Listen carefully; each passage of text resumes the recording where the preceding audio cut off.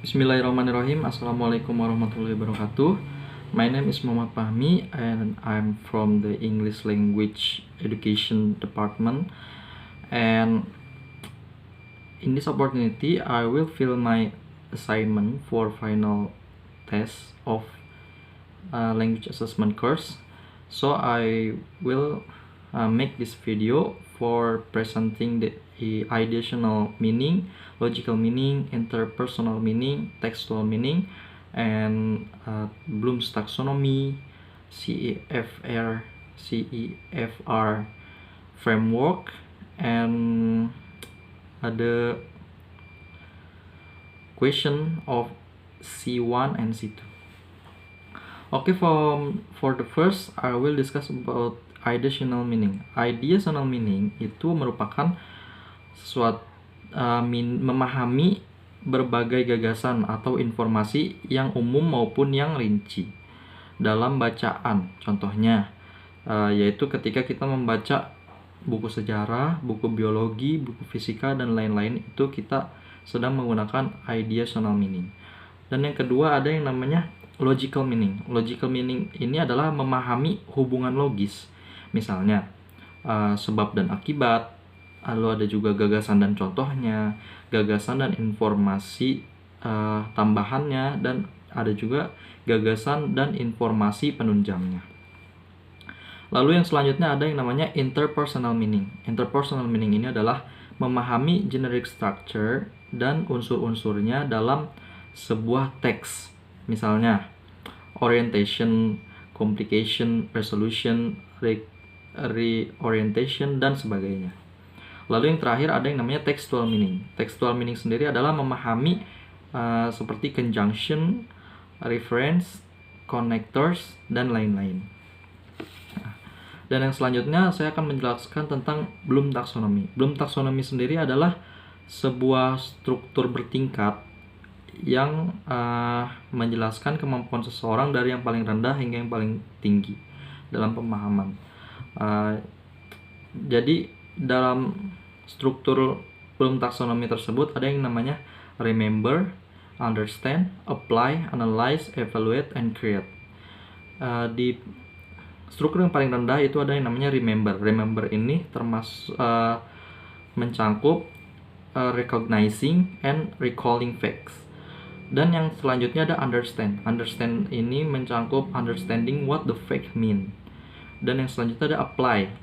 Apply ini mencangkup sebagai applying the fact, rules, concepts, and ideas.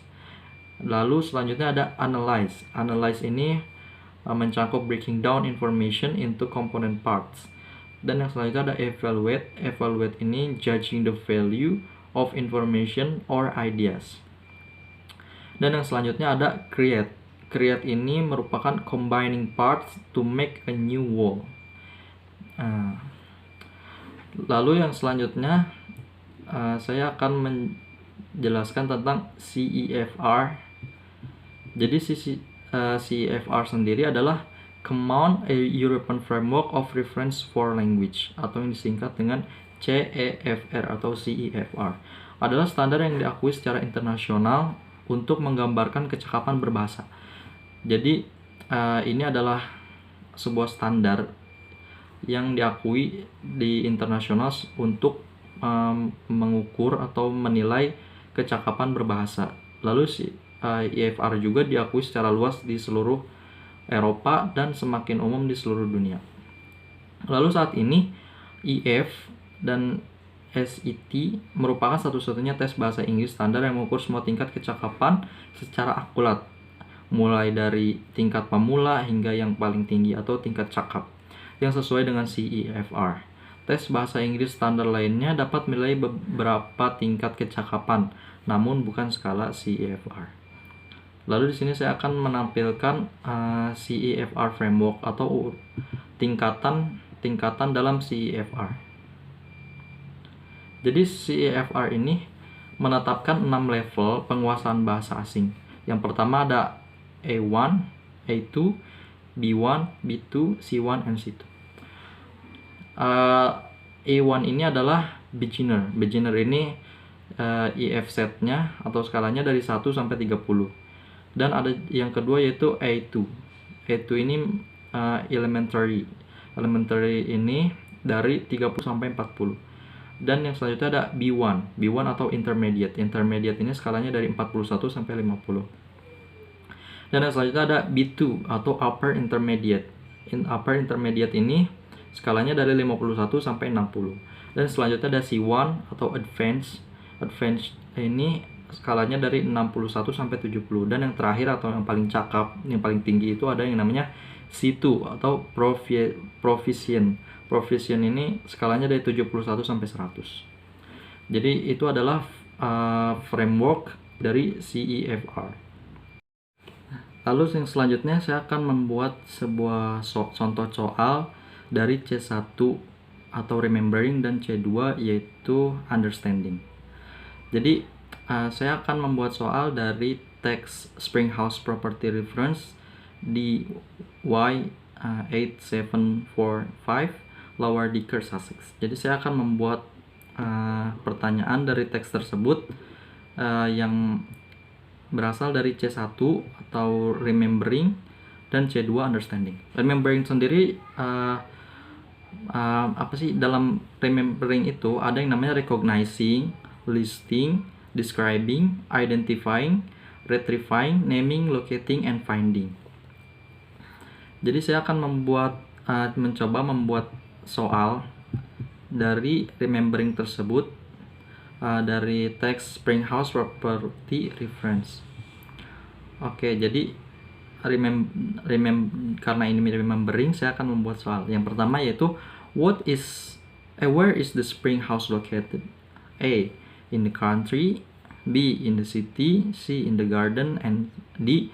Close the Sussex Down and the Seven Sister Country Park. And the second is who can stay at the house? The A is people with disabilities, B. people with money, C. pedestrian, and D. children. And next, number 3 is according to the passage, what are in the living room? A is swimming pool, B. 2 twin bedroom, C. 1 twin bedroom, and D. laundry room. And the fourth question is where can you find living room in the Springhouse? A. in the garden, B. in the first floor, C. in the ground floor, and D. in the second floor. And the last, or number 5, is according to the passage, forbidden thing in the Springhouse is A.